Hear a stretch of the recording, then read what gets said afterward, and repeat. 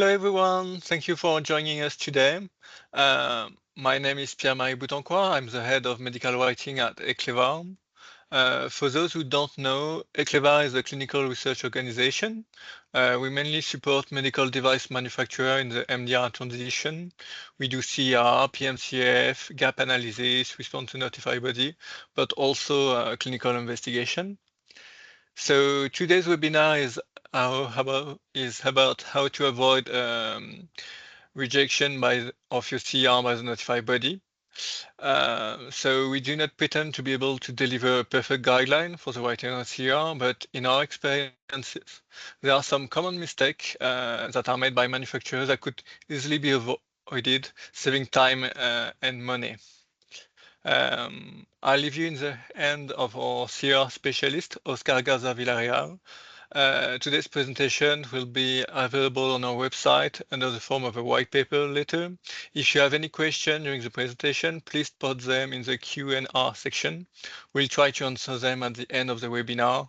I'll come back to you by email if we are short on time. Again, thank you for joining us.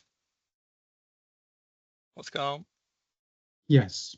Okay. So welcome everybody. I'm glad to see many people show up to this interesting subject, which is vital for understanding all the nitty-gritty of the compliance that it needed in order to present a well-made CER and avoid any rejections by the notified body.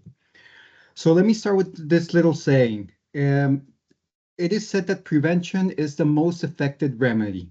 That's what it said in medicine. So having a well-structured CE and clear CR actually plays a major role in avoiding getting negative feedback regarding non-conformity issues within the documentation, and thus saving the manufacturers what is most important: work and time. Okay, so to achieve a satisfactory submission to the notified body, manufacturers are, as you know, they're obligated, that's the word, obligated, to provide a high quality clinical evaluation report, because this, as you all know, would represent what it is, a well-made clinical investigation, among other essential documents that need to be presented. There are lots and lots of reasons why the notified body can deem a clinical evaluation report or other technical files as not compliant. We'll try to cover many of those reasons with examples. So this would be a more practical sort of webinar. And to start that, let me say that a little while ago, at the beginning of March this year, the notified bodies gathered data designated under the medical device regulation and also the IVDM, the medical in vitro medical device regulation, and they gathered data until the 29th of 2004, and they gathered data from April 2023 all the way to March. So it is more than a year's data gathering. And what they found is that the results that they found, they reflect the notified goal of analyzing the availability of the medical devices on the EU market in the context of the MDR and IVDR implementation. The data was collected from various notified bodies, and then it was compared with previous surveys in order to track the changes, and most importantly, the trends that are taking place within the European market regarding compliance, manufacturers, submissions, and of course, the acceptance and rejections. So as you can see here in the graph, the refusions are very varied among each other, but the most important one actually included that it was outside the scope of a notified body designation. That looks really well in the graph, but what does it mean? Well, it means just that the type of product or the assessment request was not within the range of the services that the notified body is accredited to perform. This could be many reasons. The product being a different category, requiring a different type of assessments, involving technologies that the notified body is not qualified to do so. So that gives you an idea that another part of the process, another very important part of the process, is choosing the right notified body. But that's a whole different topic, and that is maybe we can discuss some other time. Anyway, so these were the most common refusals. Like I said, that there was outside the scope of the notified body, the application was not complete, there was a wrong qualification of the product or the classification of the device. Other, I know, other could be anything. There was insufficient body resource and notified body resources to perform the searches, and by resources they actually mean time, or that there was a wrong conformity assessment.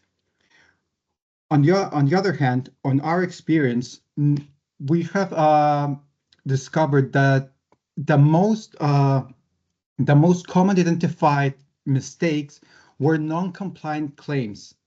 Um, Manufacturers often also withdrew from their cancel applications without starting a reason. Many of this is because they do not understand claims. So, to be honest, claims are like the nitty-gritty of every clinical investigation. Once you understand and deliver proper claims that can be justified with clinical data, then everything is more or less on track. These are some of the other ways found that it didn't have resources, like I said, or the wrong assessment was made. But also, we also found in our own experience that many deal with post-market surveillance plans that had issues achieving the required MDR compliance. That's another topic, but yeah, for the most part, non-compliant claims and not well established or not well planned post-market surveillance are one of the most that we have. Okay, so let's get into it. I know it might seem that it's going to be one of those lectures when I'm going to bombard you with regulation annexes, articles, sub-articles, sections. I'll try not to do that, and also I won't try to explain the whole CER's structure. But I would like to say that the objective and the rationale for a clinical evaluation should be clearly stated to provide anyone who's reading, either a casual reader or the evaluators, with an on-point idea of what the CER is trying to achieve regards to the device of interest. This means, or this includes, the medical need or the condition that the device intends to address. It's more like a sense of purpose or direction that needs to be achieved in order to support the device. So in summary, what I want to say is that the clinical evaluation report is a comprehensive document that assesses the clinical data that's related to a medical device in order to ensure two things: the safety and its performance. Okay, so let's start from basics, and then we'll up the level until we deal with the most important things. Let's start with something that seems easy at first glance, but it's a lot tricky and can affect many of the other sections of the CER and of the clinical evaluation. For example, here we're going to discuss the intended use, the indications, and the instruction for use. All of these do not necessarily call into question the rest of the CER, but if you get them right the first time, if you do not get them right the first time, corrected them will require updating all the technical documents. And as you might guess, this is very time consuming and will have a negative impact on all the rest of your clinical evaluation report. So instructions for use are crucial documents that provide detailed information on how a medical device should be used. And overall, they ensure that the healthcare professionals, the patient, or anyone who's going to use the device uses it safely and effectively. The instructions for use provide information also. Many people don't think about it, but if you extrapolate the information they provide, they also give information about potential risk and how to mitigate them. And this is essential for the risk management section of the CER, which comes a lot later on in the document, but still, like I say, if you start right, you're probably going to finish right. So IFUs are used to support, as almost everything in a CER, the clinical evidence that is presented on the document. They help demonstrate that the device has been used correctly in clinical studies and, very important, in real world settings, which, as you can see, it's paramount for validating the clinical data. So each section, from the executive summary all the way into going through the risk management, the conformity assessments, the state of the art, and even all the way back to the references, needs to support the clinical data. That's what the CER is for. Okay, so let's get into the first example that we have prepared for you. This here is a mistake for defining the instructions for use. For example, we have device 1 and device 2, which are implantable venous ports, and they are designed for repeated and prolonged access to the venous system in the body. The manufacturer claims in its instructions for use that they're good for administering chemotherapy, antiviral drugs, for parenteral nutrition, blood samples, transfusion, contrast media for CT scan procedures, anything you want. And this is the literal answer that the notified body gave them. It says, the above information is presented in the FIUs in the indication sections. Well, this does not correspond to the indication, but to intended use.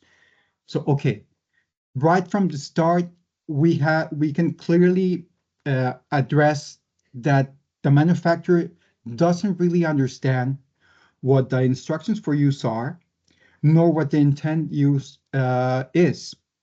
In the MDR regulation, Article 2 defines the intended purpose as the use for a device for which a device is intended according to the data supplied by the manufacturer on the label, in the instructions, promotional sales materials, anything you want. And that need to be specified on the clinical evaluation.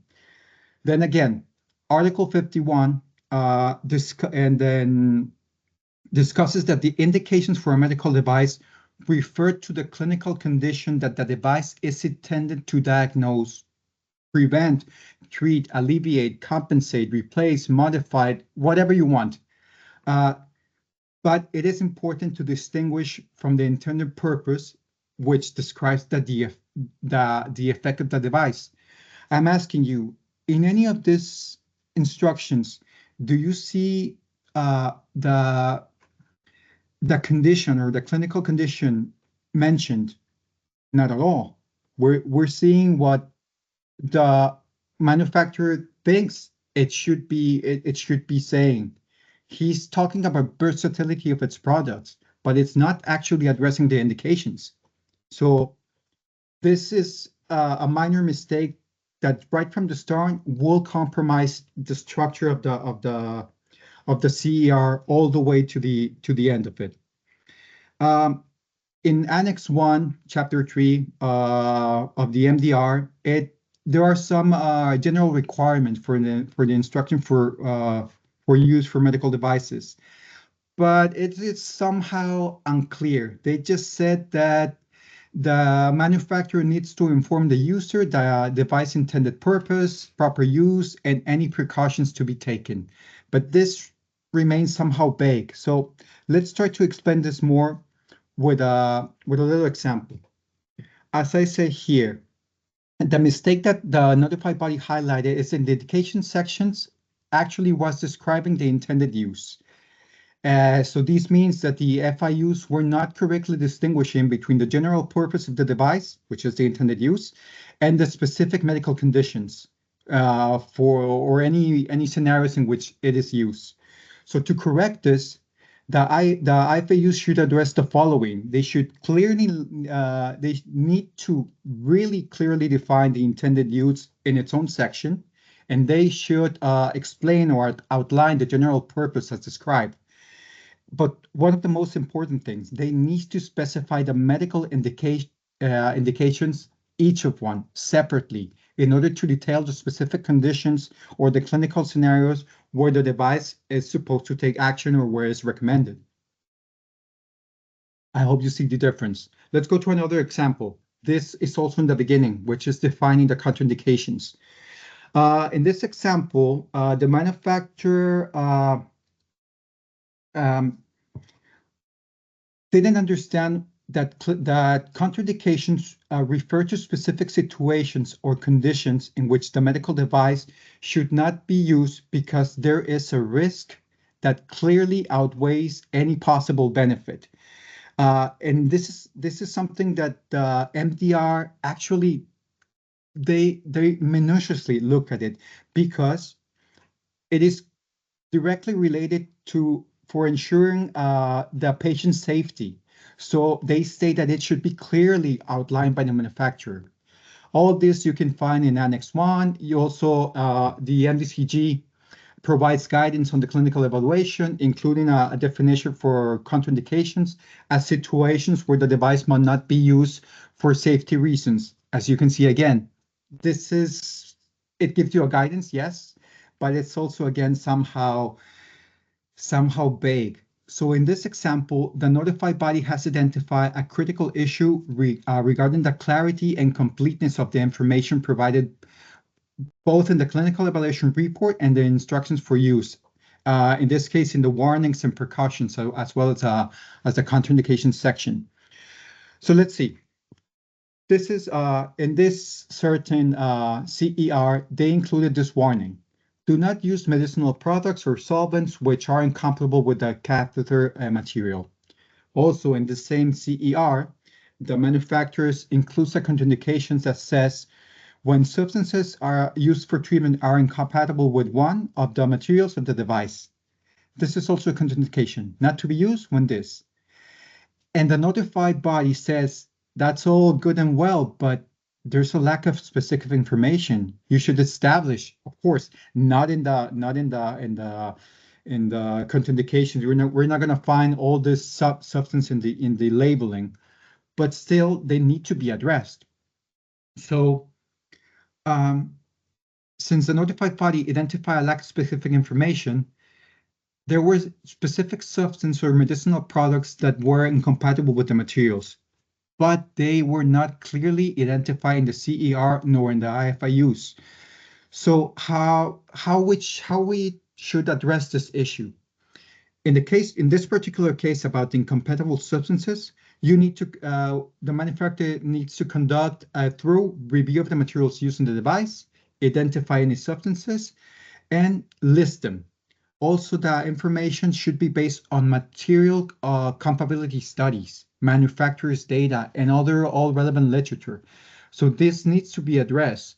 The problem here is not that the manufacturer is not the phrase itself, it's that they failed to back up this information with compatibility studies and literature. Okay. So I hope more or less that is somehow clear, but let's go on to the most important part of maybe this presentation, which is that regarding of claims. I know I'd say it wasn't gonna be one of those lessons in which I ramble about the MDR, but I need to say that in our experience, non-compliant claims are the most common mistakes that the notified body raise.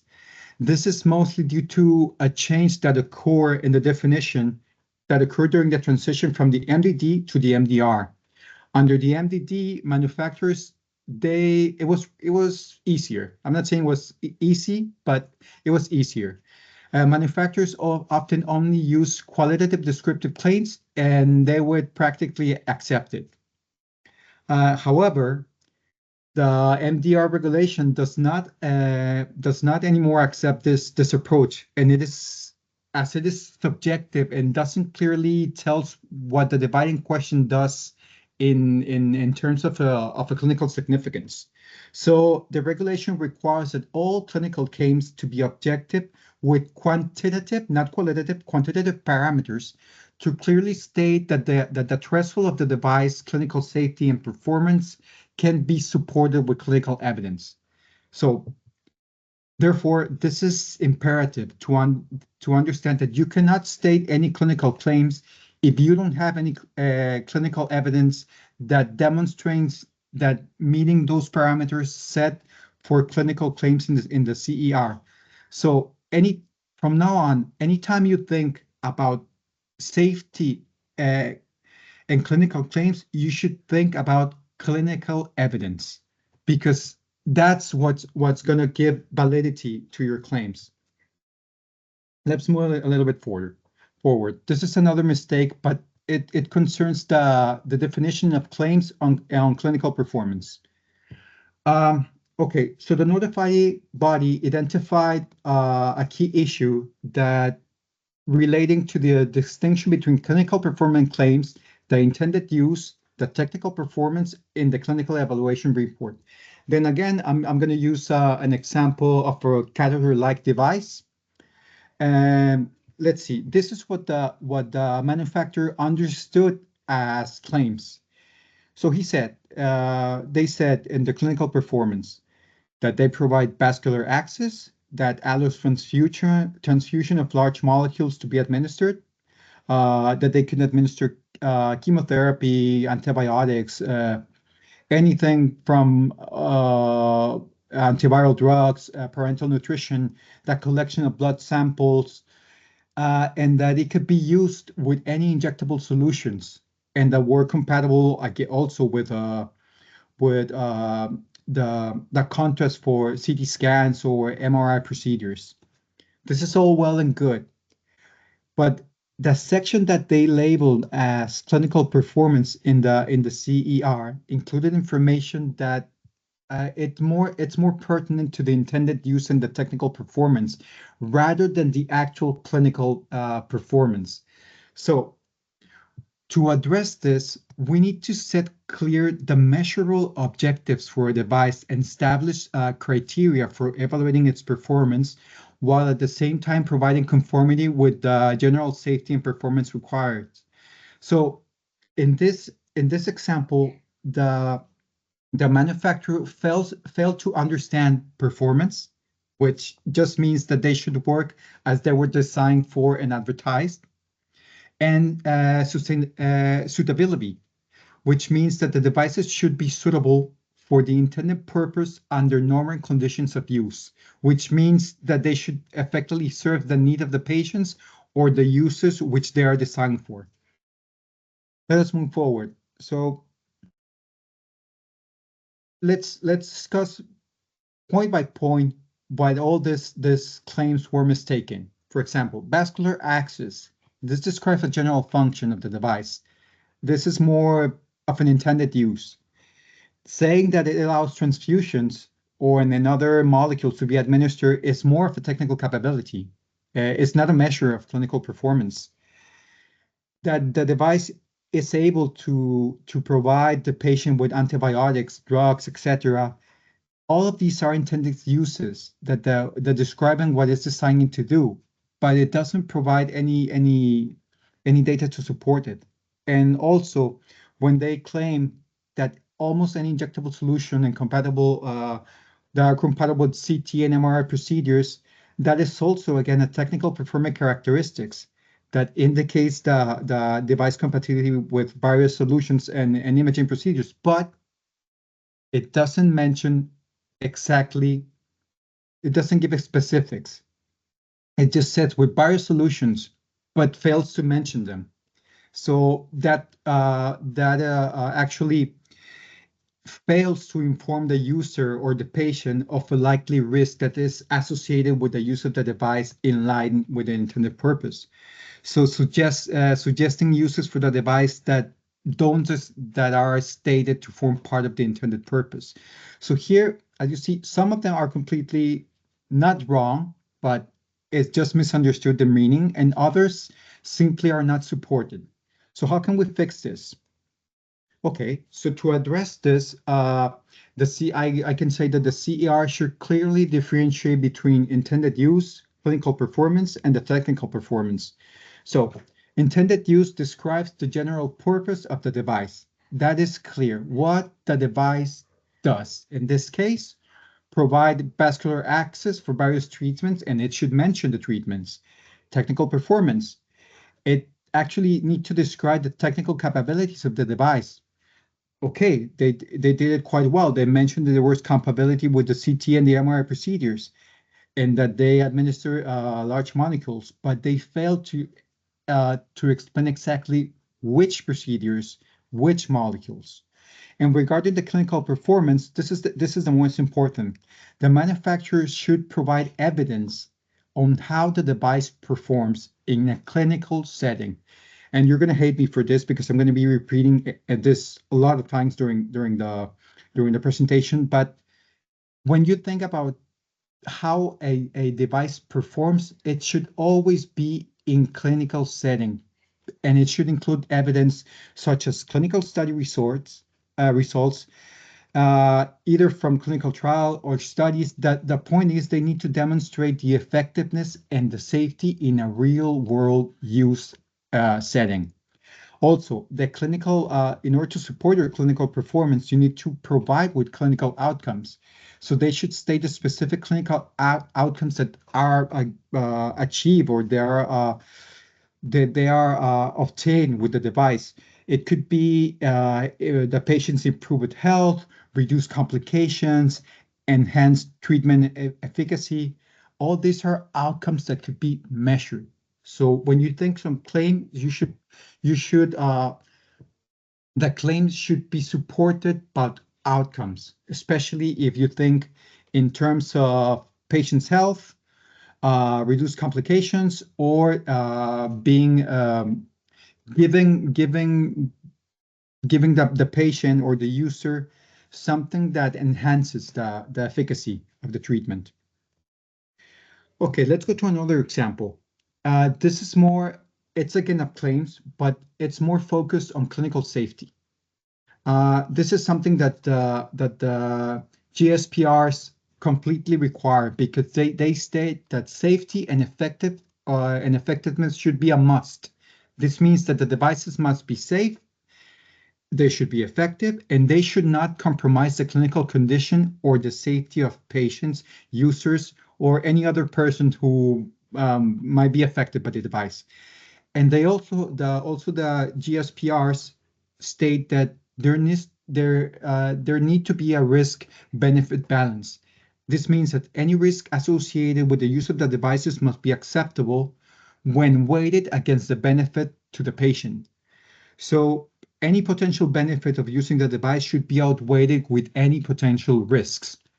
So let's go to this example. In a certain section of this CER, the manufacturer listed the complications of the device as safety claims, which clearly are not the same.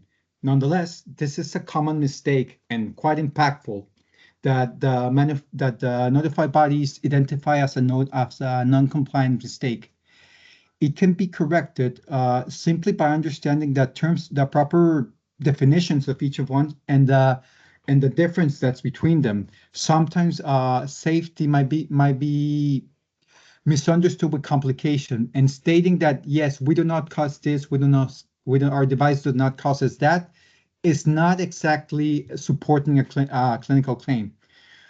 In fact, complications refer to adverse events or any negative outcomes that may happen with the use of the device.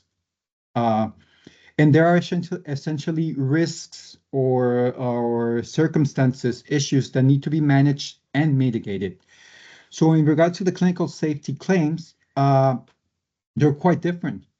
The manufacturer should highlight the positive safety aspects of the device. This means that it's safe for its use, and they should be supported with clinical evidence showing that this device has lower rates of adverse events, that they did an effective risk management, and that the overall safety of the device is well accepted in the clinical practice. let's deal with this particular mistakes in which there was a mistake, misunderstanding between complication and the safety claims. Okay, so as I said before, clinical claims need to be based on positive. That's the word, positive safety outcomes that were observed in clinical studies or even in post-market surveillance.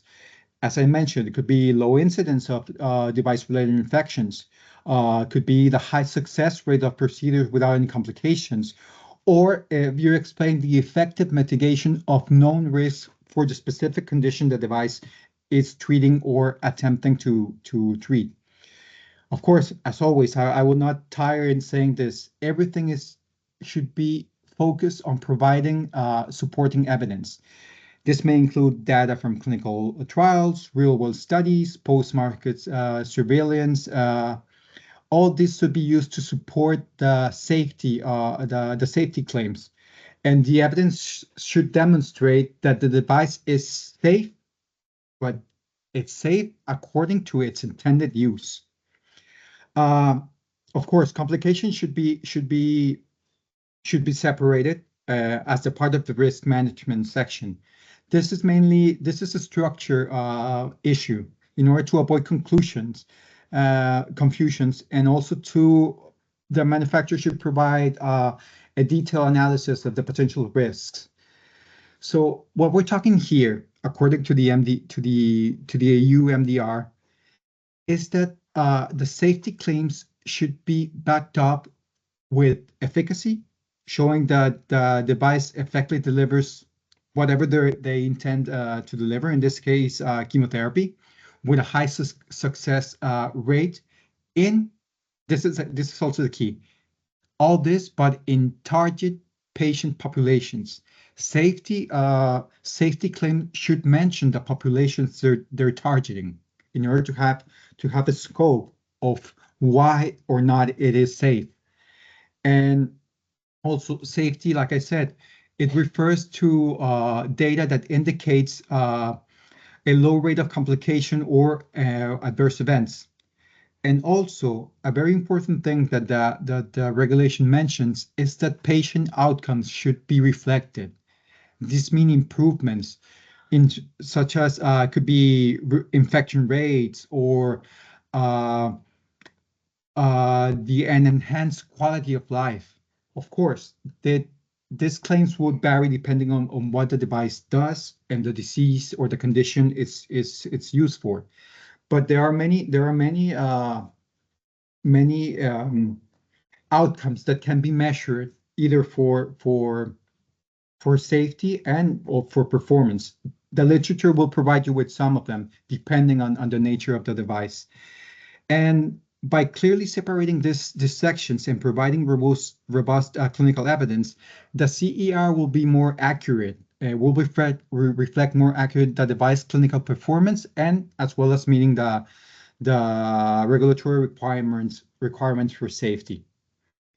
Okay, let's go to the third example. This is a mistake what I was just talking previously in the previous slide about the quantifiable performance and safety claims. This is the thing. I just mentioned that quantifiable means, as you all know, measurable. Of course, this is going to vary. But for example, in this particular example, the notified body pointed out that there was issue lacking quantification of performance and safety claims. In this case, for implantable venom catheters. So let's target this clinical performance for this device. Let's say this venous implantable device catheter, as all devices, it has a device survival time, and this claim should be mentioned, or at least in this CER, this example, it was mentioned, but it was not quantified. The same thing with the rate of successful insertion and placement. This was mentioned, but there was no percentage of patients with correct device insertion mentioned. I mean, it was mentioned, but it was not quantified. So the thing here is that let's say an example. If you're going to talk about about the correct device insertion by done by a surgeon or whatever you want. You need to discuss a rate. You need to give some numbers, a comparison, either on sensitivity or on specificity, or in this case, a good example would be improve healing time. In this case, for every implantable catheter, venous catheter, you should state the manufacturer might state that it reduces healing time in relation to the insertion wounds by a specific number of days compared to something else, either other catheters or other measures or other methods. Um, in regard to the safety claims, they were stated as the follow. The rates of complications were mentioned but not quantified. This is the notified body's response. And they said that the CER should provide specific rates or percentages, like I said, of complications that they observe in the clinical studies or in the PMCFs. So what does this mean? Okay, let's try to correct this mistakes about quantification. In regard to the survival time, the claim must include data from clinical studies. Okay, we all know that, but how? Well, in this case, the device has an average survival time, for example, of 120 80 days based on the clinical study. We need to provide this clinical data backup. The same goes for the clinical insertion and placement. A claim must be supported by, for example, a study that says that 95% of the patient had correct device insertion. Or in regards to the safety claim, we should state the rates of complications. For example, a nice example of this claim would be the rate of device-related infections was X percentage based in post-market surveillance data in comparison to other studies. For example, a manufacturer might claim that their device has a lower rate of adverse events. That's all good and well, but it needs to compare them to other similar devices that are on the market. That way, the data will be supported by clinical data and the comparison between the rates of adverse events. Or if we're talking about the longevity of an implantable device, for example, let's say hip replacement, a hip replacement device. The manufacturer might claim that the device has a lifespan of a certain number of days, in this case, since we're talking about hip replacement, years before needing a replacement. This should also be based on long-term clinical data and follow-up as compared to other devices that are similar or even benchmark. And if we're discussing the accuracy of diagnostic devices, a manufacturer might say in case of a in vitro diagnostic device that their device has a specific accuracy rate in detecting a particular condition. And this also needs to be supported by clinical studies showing the device accuracy in a real world setting as compared to other similar devices. So I hope I'm getting to the point. Okay, so let's go a bit faster. I know I've been talking a lot, and now you might think about I might be adding list. So other non-compliant mistakes regarding the safety and performance objectives is that the UMDR refer to requirements that a medical condition must be met to ensure it is safe and performs as it is intended. I can talk to you about that Article 2 defines that the clinical investigation or as any systematic investigation involving one or more human subjects undertaken to assess the performance or the safety of the device. And the Annex 1 outlines that the general safety and performance requirements of a medical device must be met. This include requirement for risk management, clinical evaluation, or performance testing. So, okay, let's go quickly over other non-compliant mistakes regarding the safety and the performance objectives. Some of the we have four examples here that we have identified in our practice is, for example, either that the manufacturer the objectives or the acceptance criteria were not included in the state of the art or were not discussed, We can also have that the manner in which these objectives and criteria were established was not clear, or that the objective lack a cross-reference. This might seem like a really simple mistake or irrelevant, but the ability to present with cross-reference links within the document has a really impact with the notified bodies, because that permits them to navigate the document easier and have a better grasp of what they're talking about. Also, another mistake we identify is that the manufacturer fails to establish limits of the acceptance criteria.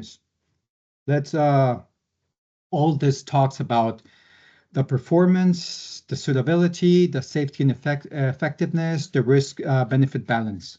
But let us go to something more important, that is the nitty-gritty of every CER, which is setting up the state of the art. Okay, many regulations talk about the state of the art.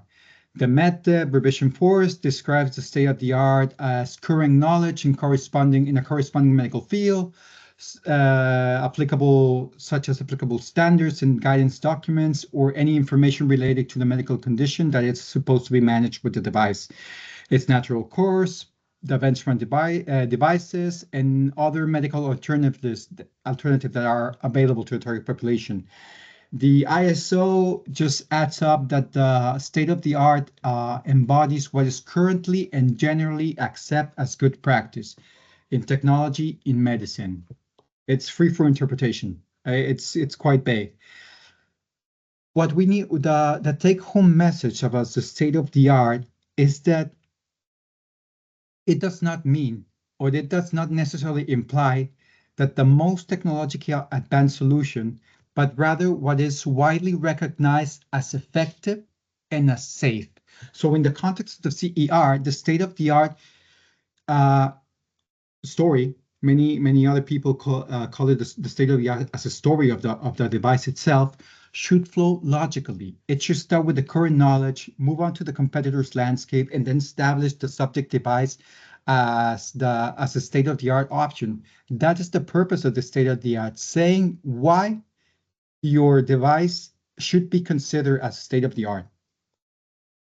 Okay, so let's go to this example quickly. Let's in this case, the manufacturer failed to identify the relevant conditions in medical field that his device of interest should have addressed. The evaluator, there was this sentence that says, the device was intended for repeated and prolonged access to the venous system, but this is just but this assumption needed to be explicitly confirmed by the manufacturer. Conclusions in the state of the art must be supported with treatment options, and along with safety and performance rates that come from a competitive landscape in the literature. So the problem here was the lack of proper identification. As you can see, the manufacturer failed to specify the medical fields in which the device was used. For example, oncology, hematology, radiology, infectious diseases, whatever you want. And also, it failed to specify the relevant medical conditions. Like, it should list the medical condition that the device is intended to address. For example, cancer, chronic infections, blood disorders, rheumatologic disorders. And it also failed to confirm the intended use. In this particular case, the intended use for the device was providing repeated and prolonged access to the venous system. And this should be expressed in a clear manner in the CER, how this intended use relates to this condition or medical field to be addressed. Okay, so other common mistakes that we found regarding this identifying the relevant conditions or the medical fields, or even within the state of the arts, it was that there was inadequate or missing discussion of the current guidelines of the device technologies. This means that, for example, the systematic literature should provide a comprehensive review of the existing literature on a particular topic. This means that the review should be thorough, well structured, backed up by solid evidence. I mean, if you're going to mention or put current clinical guidance discussing the device technology and discussing the device field, there should be a clear relationship in which you can justify why your device actually follows these guidelines. So other manufacturers fail to provide proper search methodology, which means that there were no effective cross-reference, and this affects the readability and the coherence of the reports. Another mistake is that the state-of-the-art discussions lack specificity or is simply not supported well enough. This means that, for example, if we have a subgroup analysis in which clinical trials after, we have many false positive due to multiple comparisons, or we have also false negative due to inadequate power of the clinical trials. This indicates that there is a lack, or that there is a need for providing specificity and to support the discussion. Sensitivity and specificity are key parameters in evaluating any diagnostic tests. And of course, the proper use is essential to provide credible analysis when discussing the state of the art. Or sometimes there is simply no definite conclusion or no definite discussion that established the device as state of the art. Remember, the whole purpose of the state of the art is to convince the notified body why your device should be considered. So in this case, the discussion should be specific and supported by data. So avoid any vague or general statements when concerning the results provided by the literature. The review or the conclusion should provide a definite statement that establishes the device as a state-of-the-art treatment or option, and how this is backed up by review and analysis. Yes, I know. How can many mistakes someone make? A lot, but we'll try to cover the most important. For example, regarding the benchmark devices, sometimes people do not get the concept what a benchmark device is. For example, in a CER, there was a comparison between device 1, device 2, both with banded catheters, as you might guess, with benchmark devices, and there was a lack of the identification of the hazards due to the substance and the technologies. So, what the thing is, the manufacturer didn't provide the device's positioning in relation to benchmark or other similar devices. I mean, a comparison should be made. In this case, the CER didn't address the hazards. Specifically, it didn't identify the substances or medicinal products that can be used between device 1 and device 2. And also it failed to discuss the incompatibilities with the material. Let me give you a better example to address these things. For example, I talk about positioning in relation to benchmark devices. What does this mean? It means a comparison of complications. The manufacturer should provide a detailed comparisons between the rate of complication between one device and the device that are considered benchmark devices. Actually, identifying a benchmark device is not that hard. Many manufacturers already know which are the rival companies that produce devices similar to them.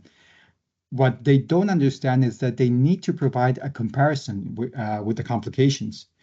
Or even in the performance metrics, they should include metrics such as we mentioned before, survival time, success rate, and patient outcomes.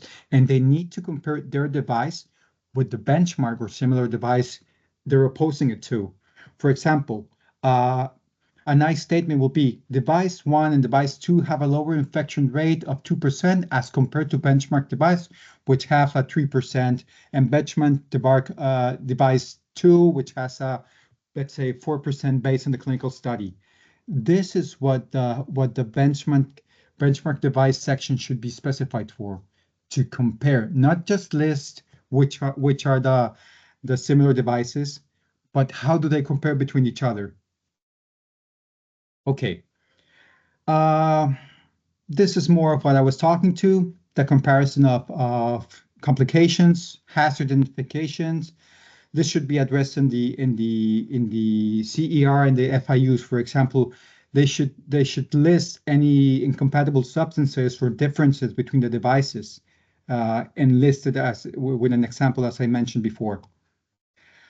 Okay, this is also an important thing that might pass without notice when creating a CER, which is the selection criteria and the appraisal of publications. This type of mistakes, they're quite impactful, and they cause many detriment to the relevance and the quality to the clinical data. And a notified body will deem such state-of-the-art searches as not compliant if you do not have a proper selection and appraisal criteria. A particular CER, for example, mentions a number of publications were selected for the inclusion, but if you do not mention how the identification process was made and how they are related to the your own device, or verify the sources, this diminishes the relevance. And for example, when dealing with the appraisal criteria stated, either in the CEP or in the CER, you need to demonstrate how this criteria was applied to the selected publications you used to support the data. And this is crucial. This is crucial in order to make your data valid, relevant, and of high quality. Okay, so in order to address your criteria, the most important thing is that you should apply methodological quality to assess the design studies the design of the studies you're gonna include, the sample size, the statistical methods used in that study, that they have scientific validity, either they are reliable and the studies can provide you with validity, and that there should be relevance, that all these devices you included somehow give relevance to the intended use and the clinical performance of your device. These are also other selection and appraisal mistakes, either the lack of clinical development plan, there is some clear information regarding the methods, about the primary and the secondary endpoints, or even the conclusion of the studies. I will provide you with a white paper with more information about this. And did you have enough? I had. So I think these are all the common pitfalls and mistakes that you should avoid when conducting a risk-benefit analysis, because this is also a really important thing in order to support the quantitative data and the qualitative data of your literature search, your SOTA, and in the end, your device. So as new data becomes available, the analysis should be updated. You should not, once you've done a risk-benefit analysis, you should be on the look to see if any new information is available, if new analysis have been updated, so you can communicate these results to all the relevant stakeholders and also provide a clear explanation of the risk, the benefits, and the trade-offs. Okay, so yeah, other things that you should deal with when dealing with the risk-benefit analysis, that of course you need to be transparent, even if you find information that somehow that gives detriment to your own device. You should be on the lookout for any bias. If there's also not, if you don't consider the context in which the device will be used, or this means that the patient population, the healthcare setting, and the alternatives are available, and this should be addressed, and also in your risk analysis. And well, to conclude, you must be tired of hearing my voice now. I just like to say that the CER should establish should represent or establish the clinical evaluation. It is your way to tell the notified body the account or the story about the device of interest. And this has been stated in the regulation, either in MedDev revision 4. It says that that your CER should provide sufficient information to be read and understood by that who's gonna read it. So therefore, it's important to present clinical data in a clear, in a understandable manner, and having a clear conclusion. It's really important to avoid leading the reviewer to misinterpretations or to actual rejections. That's all I have to say for now. I hope you enjoyed, that you have a take-home message from all this rambling I did. And if there are any questions, let us know. Thank you all for coming.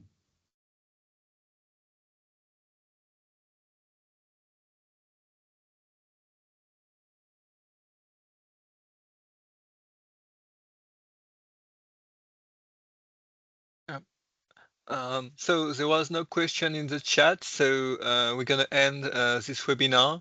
If you have any question or if you want a free consulting, you can send us an email at clientcare.eclevar.com or by our website. Thank you everyone for joining us, and